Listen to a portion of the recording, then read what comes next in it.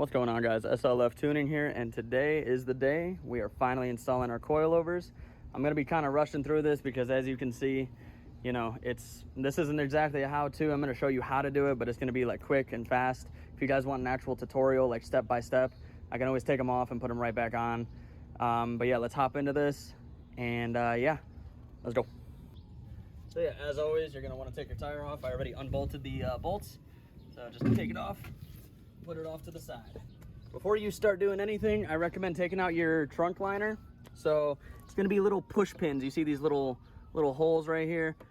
Just look for all the push pins and they'll come on out. You got to take out the actual like floor mat too. But yeah, just take them out on both sides because you're going to need access to these two bolts right over here. But yeah, let's go ahead and unbolt it from the bottom, and we'll leave those for last. We're going to unbolt these three bolts right here, and then that'll pretty much drop down the whole like assembly, and then we'll just unbolt the top two and we should be good to go. This one's a 14. Let's go ahead and grab a 14, break it loose, and then it should just come undone. Put this off to the side and make sure you save all these bolts because you're going to reuse them. Go ahead and get a mallet, just slightly tap it. If it's not coming, like it started coming, but if you don't want to force it, which you shouldn't, go ahead and get your jack and just put it under and put it right here just to support the weight, because you're literally dropping this whole assembly down. So just go ahead and grab your jack and just do that. Just a little bit of pressure. You don't need much right now. And as you can see, that's coming out a lot easier. I'm just giving it light taps. You don't want to force it. It'll come out just like so.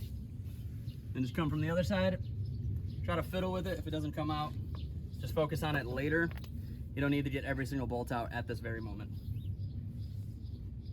So for the other two bolts, they're gonna be 17 millimeters. And you're gonna need to get another wrench. This is an 11/16, so I don't have a 17 millimeter wrench, but this one worked okay. And put it just on the other side just to hold the other bolts in place while you're unscrewing the nut. So at first you don't have to do that. Just go ahead and break loose the nut. Be careful not to bang your hand.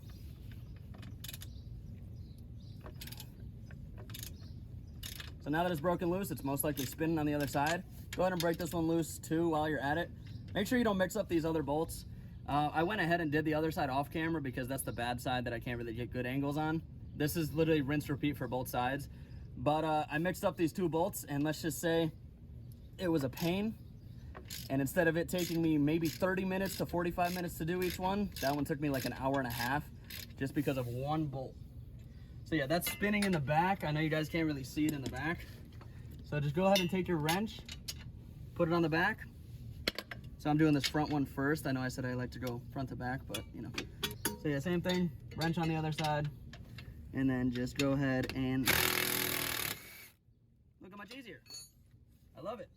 And best thing to do with these, go ahead and pull it out from the other side. Best thing to do, put the nut on there, and then just put it to the side. And to remember what nut goes where, put this one on the bottom, this one that we're about to take out in the middle, and then put this top one at the top, obviously.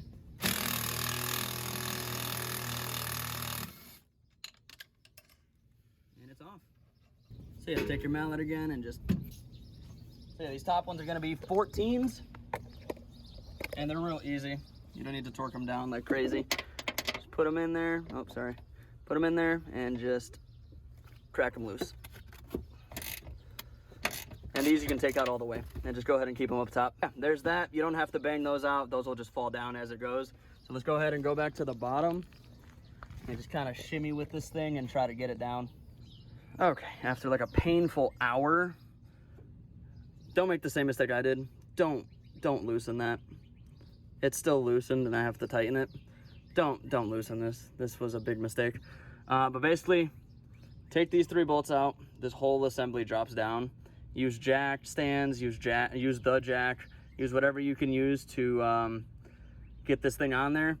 And then mine didn't need to be preloaded, but basically what preloading means is this spring, on some brands, they'll come completely compressed, which means there's zero preload.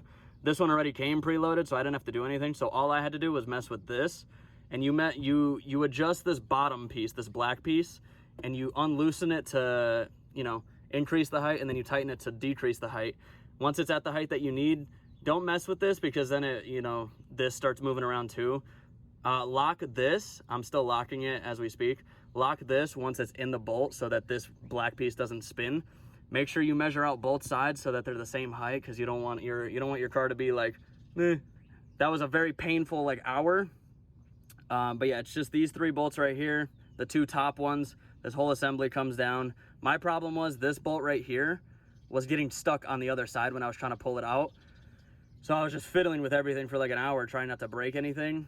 Tried to loosen that. That was a mistake because this inner piece, I can put my finger in this piece. This inner piece moves around. So yeah, just don't make the same mistake I did. But yeah, just go ahead and tighten this. You can go ahead and put your wheel back on. Make sure you tighten the things up top, and you can fine tune it however you need. So here's the step that I didn't show for the rear. So that's the stock one, obviously. These are the front coilovers that I got. These are Rev 9 ones. You can see this little sticker that I ripped off. That sticker basically said that there's already a preload on them, so don't adjust them unless you need to in the future. But yeah, you twist this bottom part. As you can see, I twisted this one and I didn't lock it. So make sure, get a tape measure. These are adjusted to 17 because the gap between my fender and my tire was about 2.5 inches. That's 19.5, so 2.5 minus 2.5, 17. So I adjusted it to 17. So let's go ahead and put these on. So once you get your wheel off, go ahead and come here, break loose these 2 big bolts. These are the main bolts holding it. So loosen these. Don't take them out yet, but you can take the nut off. Okay, there's 2, one there, one here. I already broke them loose. All right, got both off. There's a little 12 mil hidden under here that you definitely want to take off because this connects to your brake line. And when you take this off, you don't want this getting caught on the brake line and being supported by that. It can handle it for a little bit, but there is a certain amount of time that it won't be able to handle it anymore. So let's go ahead and get that off. So yeah, got that on there. Side, and then this just comes off.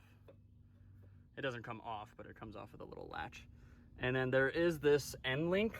So you have to put a hex key in here, or an Allen key, to hold it while you break loose the nut.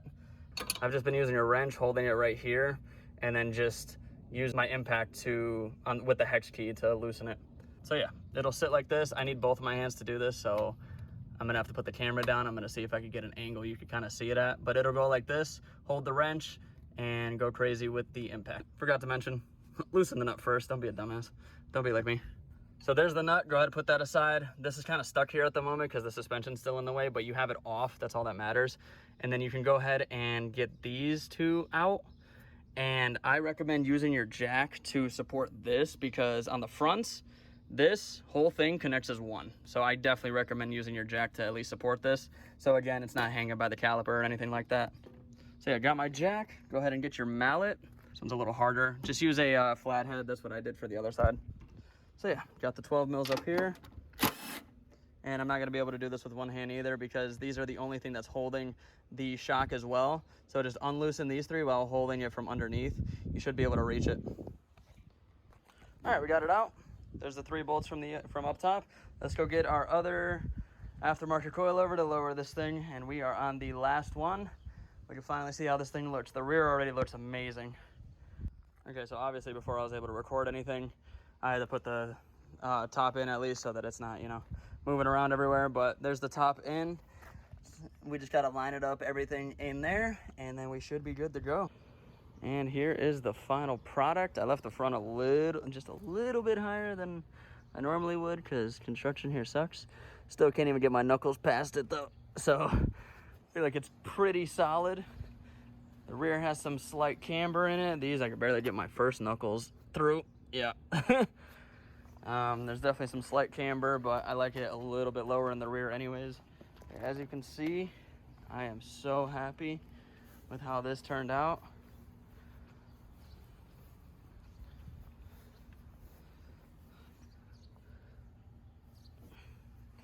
It's on a divot, that's why it looks a little bit like a little bit taller on that side. But yeah, here is the final product. And man, I could not be happier with this. So I just want to thank you guys so much for watching this video. I hope you guys enjoyed. And I hope you guys enjoy the lowered GR86 as much as I do.